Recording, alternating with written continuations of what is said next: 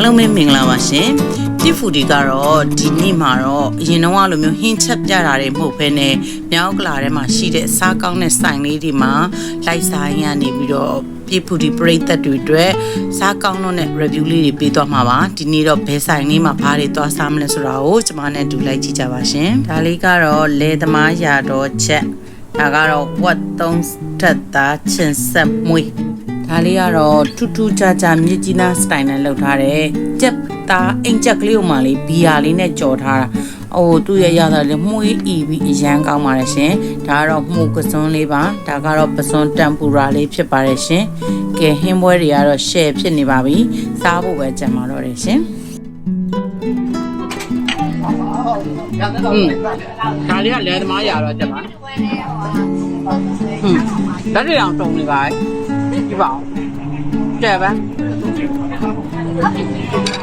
ကဲဘယ်ဆိုင်မှာဒီလောက်စားကောင်းတဲ့အစားအစာတွေရှိတယ်သွားစားမလဲဆိုတော့လိုက်တာကြည့်ကြပါတော့ရှင်ရတာကတော့ထိမိကွိကလိအားလုံးရတာကတော့ share ကောင်းဒါကတော့ဘယ်ဆိုင်ဖြစ်မလဲဆိုတော့ကျွန်မခေါ်သွားမယ်နော်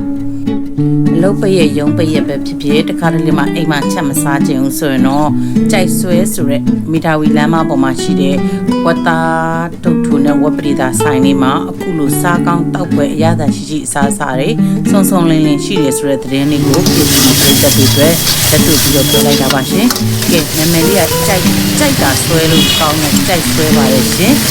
မိုးတက်ပြတဲ့မျက်နှာချင်းဆိုင်မှာရှိပါတယ်လာကဘာစေးုံနီးပါမြောက်ကလာပါမျိုးနဲ့မေတာဝီစေးရောလာကပါစေုံကြီးအနာမိုးတက်ကွက်ကန်ရှိမှရှိတဲ့ကြိုက်ဆွဲဝတ်သားတုတ်တိုးဆိုင်လေးမှာအခုလိုထမင်းပေါင်းနေဝတ်သားနဲ့ပတ်သက်တာမှန်သမျှအကုန်လုံးရတဲ့ဝက်ပရိဒါဆိုင်လေးရှိပါတယ်ရှင်ဆိုင်ဖွင့်ချိန်ကတော့နေ့လယ်12နာရီခွဲကနေညနေ9နာရီဖြစ်ပါတယ်နော်ကဲပြည့်ဖူဒီပရိသတ်တွေကိုတော့လမ်းညွှန်ပေးလိုက်ပါပြီရတာကိုကိုယ်တိုင်ခံစားဖို့ကတော့ပြည့်ဖူဒီပရိသတ်တွေကတော့လက်တွေ့သာတွားရောက်ပြီးတော့မြည်ဆန်းကြည့်ကြပါရှင်အားလုံးကျေးဇူးအများကြီးတင်ပါတယ်